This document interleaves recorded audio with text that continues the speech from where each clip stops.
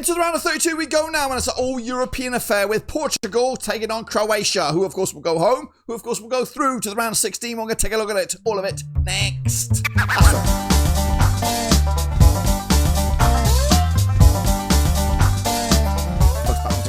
Today we take a look at the round of 32 matchup between Portugal and Croatia. That's right, an all-European classic. And of course, only one of them nations will go through. The other will go home. We'll tell you who it is in just a second. If you know where you've been, smash your subscribe. You want subscribe for Blabbing Rovers World Cup previews and reviews. We're previewing each and every one of the games at this World Cup, starting here with this matchup. Of course, coming at you very, very soon. We'll get into it in a minute. Big shout out to my members and the patrons. You know who you are. Can we get 80 likes for this video? A like for each and every one of the nations that took part in the group stages. That's 48 likes. And then another 32 likes for the nations that are still here. And we got 2 of them right here and now. And of course, you might be here for one of them. And of course, which one will it be? Let me know in the comments section. But we are Portugal up against Croatia on the 2nd of July in the Toronto Stadium over in Ontario, Canada. Of course, Portugal unbeaten so far. Pretty good performance for them so far. 73% form for them over the last 5 matches. But back to, you've got 2 draws at the last 3. Not great, not impressive, but they're still here. Croatia on the flip side, they've won 3 of the last 4. They're on 60% form for them. And of course, coming into this with a bit of momentum after a big win themselves. Portugal, though, qualified as the UEFA Group F winners, securing their spot on the 16th of November 2025. They've been in 9 times in the past. 2022 was the last, and they've been here 7 successive tournaments. Their best ever was back in 1966, 3rd place finish, of course. They've got managed by Roberto Martinez, and the captain being Ronaldo. The VIP is supposed to be Ronaldo, but he is maybe he's the anti-VIP. Of course, he's got a couple of goals so far, which is great.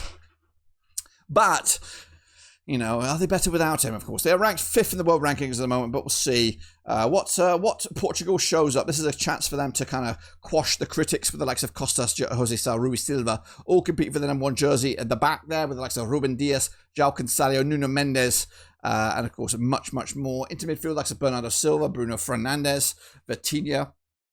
Ruben Neves as well. Very, very good midfield. Probably the best in the competition. Up top, we've got Ronaldo, João Felix, Leao, Pedro Neto, and many, many more attacking talents. We could see something along these lines for this matchup with the likes of Diego Costa between the 6, Mendes on the left-hand side, Cancelo on the right, Ruben Dias and Gonzalo Incasio in mid centre of defence. Vitinha and Ruben Neves in midfield, Leao on the left, Neto on the right, Bruno Fernandes in that pocket behind Ronaldo, who will lead the charge. That's, of course, what I expect Portugal to come at you with. But, of course, this is how they ended Group K. They finished in the runners-up spot behind Colombia with 5 points. Again, no defeats so far, just the 1 goal conceded, 6 goals scored, of course, but 5 of them win the 1 game against Uzbekistan. They did finish above Uzbekistan and DR Congo, but, of course, lots more questions and answers coming into this. And of course, they'll have some conundrums as well, as they'll take on a tasty European outfit. That will be Croatia, of course, coming at you as UEFA Group L winners, securing their spot on the 14th of November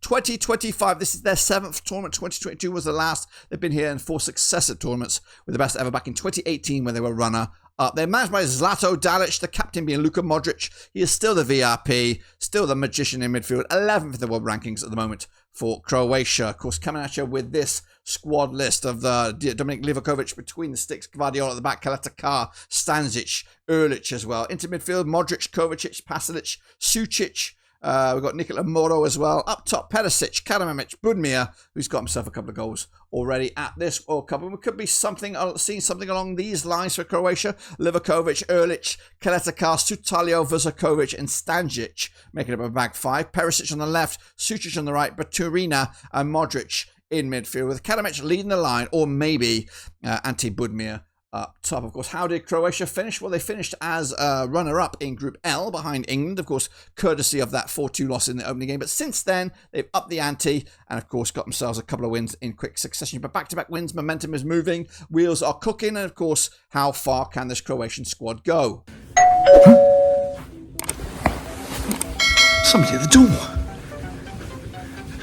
Oh, my. Who could it be? Wow.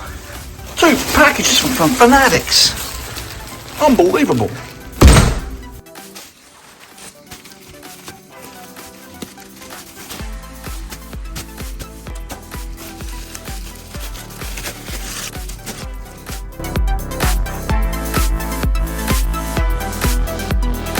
Thanks again Spain fanatics for hooking me up with these lovely looking shirts. Each and every one of these and much more are available at the Black and Overseas storefront. Link should have been at the bottom of the screen there, also in the description down below. But back to you, Doug, at the studio. Well, first and foremost, they're going to have to take care of business against Portugal, of course, who they played 10 times in recent years. Of course, 7 wins for Portugal, just the 1 win for Croatia, and there's been 2 draws. In fact, Portugal scored 19 goals compared to the 8 goals scored by Croatia, and coming into this with a squad valued around about $1 billion compared to that of Croatia's $387 million. As for the average age, of course, Croatia have an older squad, slightly older, 28.4 compared to the 28.1 for that of Portugal. And again, 24 of the 26 players playing for Croatia play outside Croatian football. As for Portugal, 21 of the 26 play outside Portuguese football. As for the win index favouring Portugal here, 53%. The draws at 28. Croatia at 19%.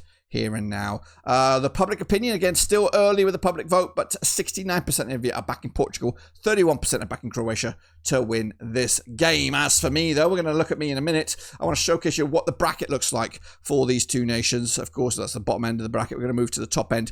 Here we go. This is their section of the draw here. The winner of this game does have a sticky pathway. It does have a sticky pathway, but it could be eased up. They've got to beat the rest to beat the best, if that's what I'm talking about. The winner of this will take on the winner of Spain and Austria for a place in the quarterfinals, and then that could open up this competition for the winner with the likelihood of a semi-final showdown with France if the bracket is to be the way we all expect it to be. But of course, this is football. That's not always the case. And speaking of not always the case, how do I think this game will go? Well, I'm going to go a little bit maverick on this one. Of course, I've got a soft spot for both of these two nations for each and every own reasons. I think Croatia are going to be a problem here. I think they're going to cause some issues for Portugal. It's going to get dragged into extra time and even to penalties. I think it's going to be so tight.